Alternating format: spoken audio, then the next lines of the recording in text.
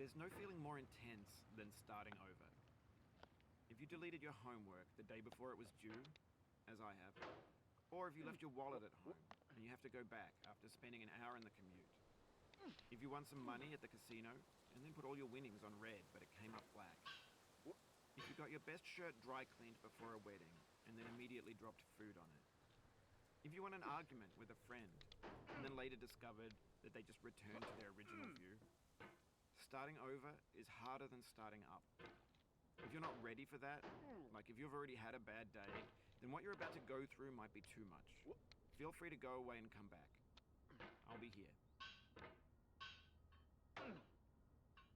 Alright, thanks for coming with me on this trip. I'll understand if you have to take a break at any point. Just find a safe place to stop and quit the game. And don't worry, I'll save your progress, always. Even your mistakes.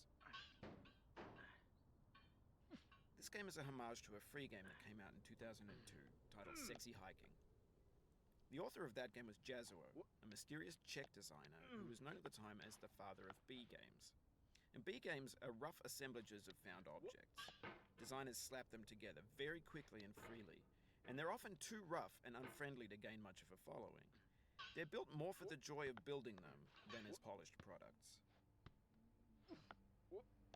In a certain way, Sexy Hiking is the perfect embodiment of a B game. It's built almost entirely out of found and recycled parts, and it's one of the most unusual and unfriendly games of its time. In it, your task is simply to drag yourself up a mountain with a hammer.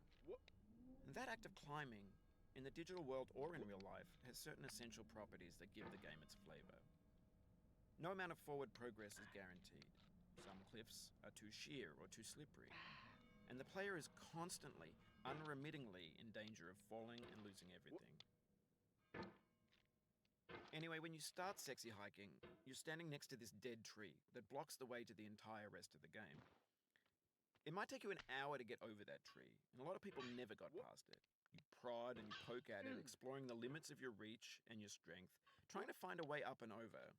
And there's a sense of truth in that lack of compromise. Most obstacles in video game worlds are fake. You can be completely confident in your ability to get through them once you have the correct method or the correct equipment or just by spending enough time. In that sense, every pixelated obstacle in Sexy Hiking is real.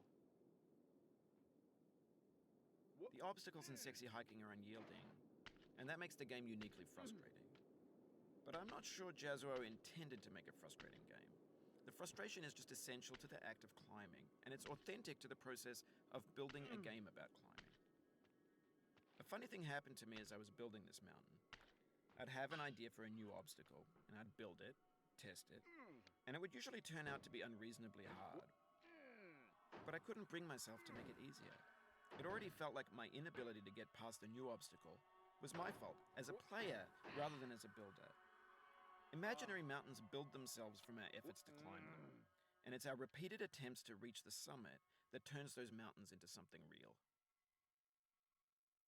When you're building a video game world, you're building with ideas, and that can be like working with quickset cement. You mold your ideas into a certain shape that can be played with, and in the process of playing with them, they